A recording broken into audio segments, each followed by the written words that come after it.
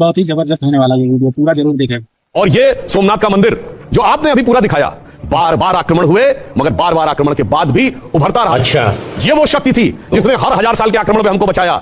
वो नहीं था कि एक चाटा मारो दूसरा गाल आगे कर दो। गर्दा उड़ेगा भैया। जिस समय महमूद गजनवी, मोहम्मद गौरी 17 बार लूट के ले जा रहे थे सोमनाथ मंदिर और दूसरे मंदिरों को, उस समय भारत की आबादी 10 करोड़ थी और इनके साथ कुछ हजार वो आते थे लुटेरे केवल।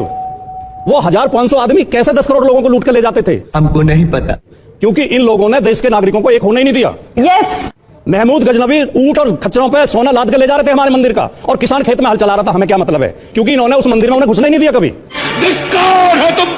उन्हें एहसास नहीं होने दिया कि मंदिर हमारा है। मुट्ठी भर लोगों के हाथ में सत्ता थी। ये आज भी देश को वहीं ले जाना चाहते हैं। दलित, पिछड़े, अल्पसंख्यकों को बाहर करके केवल सामंतवादी 5% लोगों की सत्ता कायम करना चाहते हैं। अगर ऐसा हुआ तो देश दोबारा गुलाम हो जाएगा। ठीक है, बेशर्मो, शर्म करो शर्म। ये बात तो बाबा साहब ने भी कही थी कि अगर धार्मिक पहलू हावी हो गया तो ये देश दोबारा परतंत्रता की तरफ चला जाएगा। तो ये बात जो भाटी जी कह रहे हैं, ये तो बाबा साहब ने कही थी। कैमरा बंद कर। बाबा साहब अंबेडकर की किताब annihilation of caste, page number 234 पे बाबा साहब अंबेडकर लिखते हैं क्या कि जो ये बताया जाता है बंधुता, स्वतंत्रता और समानता का विचार पश्चिम से आया है, ये गलत है। ये मूलतः उपनिषदों से आया है।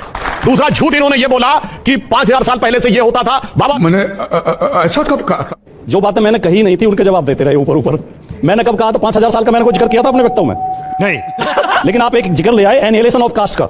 हाँ, आपने कहा था। बाबा साहब ने एनिहिलेशन ऑफ कास्ट में ये लिखा है, उसका लब्बो-लुआब ये है कि भारत की जो जाति व्यवस्था है, इसे भारत के हिंदू धर्म ग्रंथ सपोर्ट करते हैं। बात तो सही है। अगर हमें जाति व्यवस्था खत्म करनी है तो धर्म ग्रंथों का बहिष्कार करना होगा। क्या आप इस बात से सहमत हैं? खत्म, बाय बाय, टाटा, गया।